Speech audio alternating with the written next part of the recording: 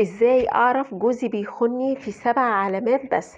هتعرفي ازاي جوزك بيخونك؟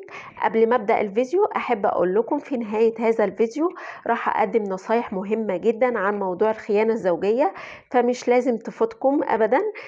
تابعوا معايا الفيديو حتى النهاية، اعرفوا ايه هي العلامات وبعدين اسمعوا الملاحظات الختامية عشان الموضوع يكون مكتمل بالنسبة ليكم.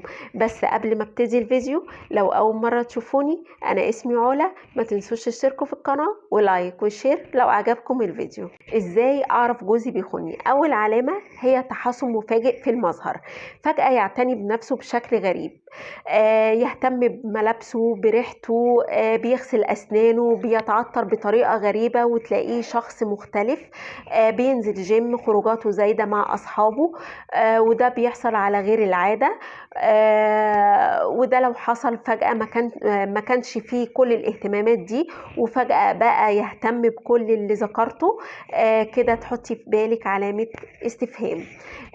تاني علامة هي التليفون، تدخلي عليه تلاقيه ارتبك مثلا فجأة كده، تلاقيه خرج من الواتس او الصفحة اللي هو عليها، او مكالمة معاه، مكالمة تليفون، اغلق الهاتف على طول، او تلاقيه بيقفل في الكلام مع الشخص اللي بيكلمه بسرعة عشان يقفل في المكالمة. دي علامة من علامات الخيانة. وكل ما يرن التليفون يروح لغرفة خاصة، مرة يقولك مديره، مرة يقولك صاحبه، كده بيثير الشك وتحطي في بالك علامة استفهام.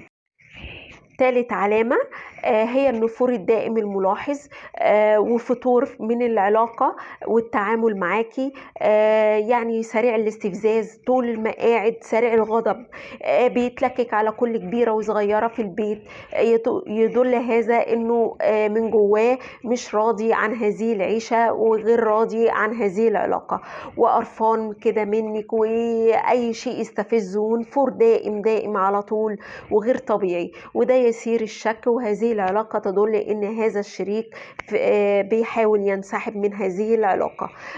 رابع علامة تغيرات مفاجئة في جدول أعماله، يعني فجأة بقى يتأخر في العمل، بيتحجج انه أعمال إضافية أو ساعات شغل إضافية، وعمر ده ما كان بيحصل قبل كده، ولا عمره كان بياخد ساعات إضافية في الشغل، أو سفر مفاجئ مثلا، انه جاله سفرية تبع الشغل فجأة وما كانش بيحصل على غير العادة.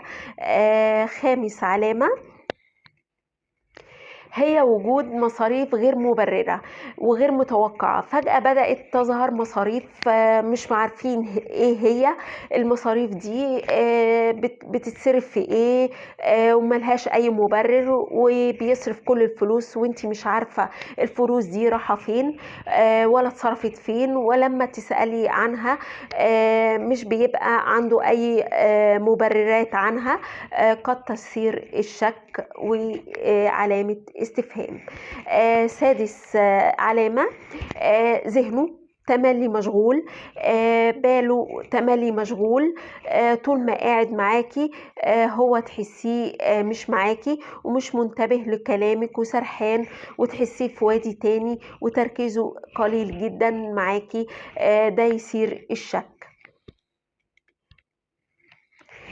سابع علامة العلاقة الزوجية، تلاقيه عنده فتور، تحسي انه مش موجود معاكي، باله تملي مشغول كأنه مش شايفك اصلا، ده يثير الشك. طبعا رأيكم في العلامات اللي ذكرتها، هل هي فعلا علامات قد تدل على الخيانة الزوجية من تجاربكم السابقة؟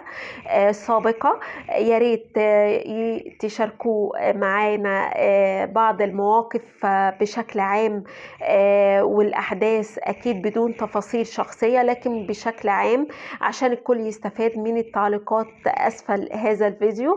وأنا زي ما ذكرت لكم في البداية عندي ملاحظات الهامة لهذا الموضوع لازم نحكيها قبل ما اختم الفيديو. أول ملاحظة، لو انت شخص تقوم بالخيانة الزوجية سواء رجل أو امرأة، طبعا ما في فرق، وانت لحد الآن ما اتمسكت، دي مش شطارة، لكن بحسن ستر الله عليك سبحانه وتعالى.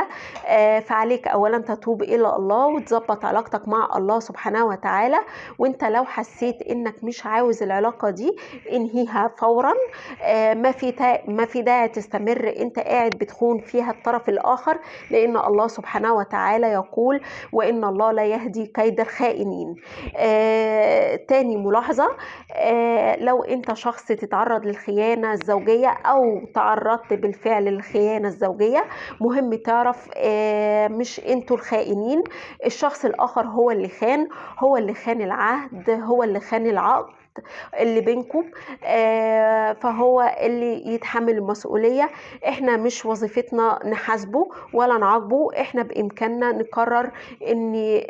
نقرر نسامح، ان نسامحه او نعفو عن الشخص ده، او ونستمر في العلاقة، او نقرر نتوقف عن هذه العلاقة وننهيها فورا.